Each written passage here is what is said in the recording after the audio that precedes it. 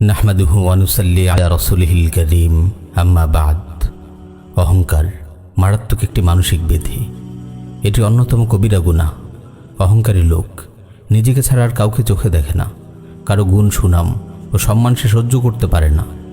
এমনকি অহংকারের কারণে হক ও সত্যকে গ্রহণ করার তৌফিকও তার হয় না। শয়তান এই অহংকারের কারণেই আল্লাহর রহমত থেকে বিতাড়িত হয়েছিল।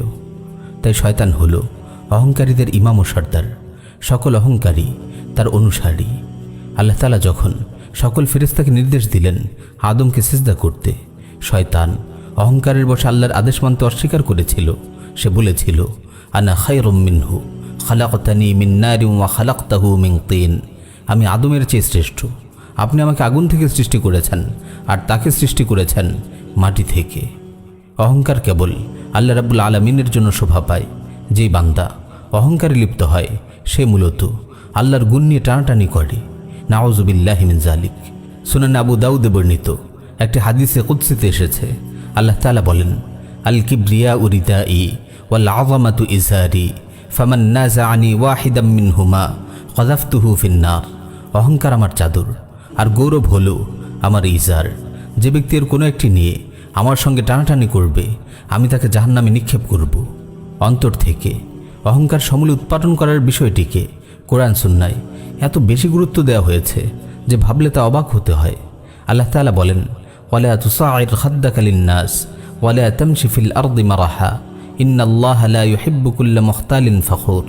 অহংকার বশে তুমি মানুষকে অবজ্ঞা করো না এবং পৃথিবীতে উদ্যতভাবে বিচরণ করো না। নিশ্চয়ই আল্লাহ কোনো উদ্যত অহংকারীকে পছন্দ করেন না।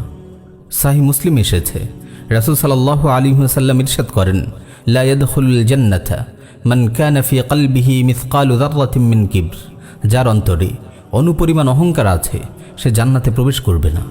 তখন এক ব্যক্তি প্রশ্ন করে, মানুষ তো তাদের কাপড় ও জুতো উত্তম হওয়া পছন্দ করে, এটুকু কি অহংকার বলে গণ্য হবে? তখন রাসূল সাল্লাল্লাহু আলাইহি ওয়াসাল্লাম বললেন, ইন্নাল্লাহা জামিলুন ইউহিব্বুল জামাল আল কিবরু বাতরুল হাক্কি ওয়া গামতুন নাস। আল্লাহ তাআলা সুন্দর, তিনি সৌন্দর্যকে পছন্দ করেন। অহংকার হলো হককে প্রত্যাখ্যান করা আর মানুষকে তুচ্ছ মনে করা। প্রিয় ভাই, আমরা অনেক সময় কেবল নিজের বড়ত্ব জাহির করার জন্য হককে পর্যন্ত প্রত্যাখ্যান করে বসি। বিশেষ করে দায়ী ভাইদের মাঝে এই অহংকার দেখা যায়। কত দায়ী অহংকারের কারণে পথভ্রষ্ট হয়েছে তার কোনো হিসেব নেই। জনপ্রিয় দায়ীরা যখন মাহফিলে, টকশোতে কিংবা অনলাইন কোনো প্ল্যাটফর্মে ভুল বক্তব্য দিয়ে বসেন, পরে যখন তাদের সংশোধন করা হয় তারা ফ্যান ফলোয়ার্সদের সামনে ছোট হয়ে যাওয়ার ভয়ে সেই ভুলের উপর অটল থাকেন। নানান অজুহাতে সেই ভুলকে সঠিক করার অপচেষ্টা চালান। এমন দায়ীদের ধ্বংস অনিবার্য। হে আমার দায়ী ভাইয়েরা, সাবধান, অহংকার যেন আপনাকে সত্য থেকে বিচ্যুত করতে না পারে। আমার ভাই, কিয়ামতের দিন অহংকারীদের লাঞ্ছনার জন্য কেবল এতটুকুই যথেষ্ট যে সেদিন আল্লাহ তাদের দিকে তাকাবেন না, তাদের সঙ্গে কথা বলবেন না, তাদের পবিত্র করবেন না। এটি হবে তাদের অহংকার ও দাম্ভিকতার মানসিক শাস্তি।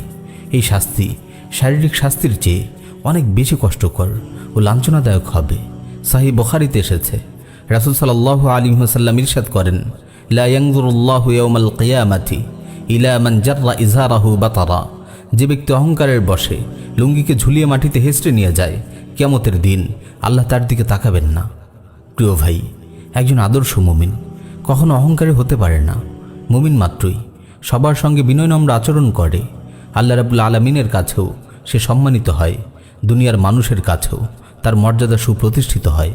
আল্লাহ তাআলা আমাদের সবাইকে অহংকারের বেধি থেকে হেফাজত করুন। আমিন।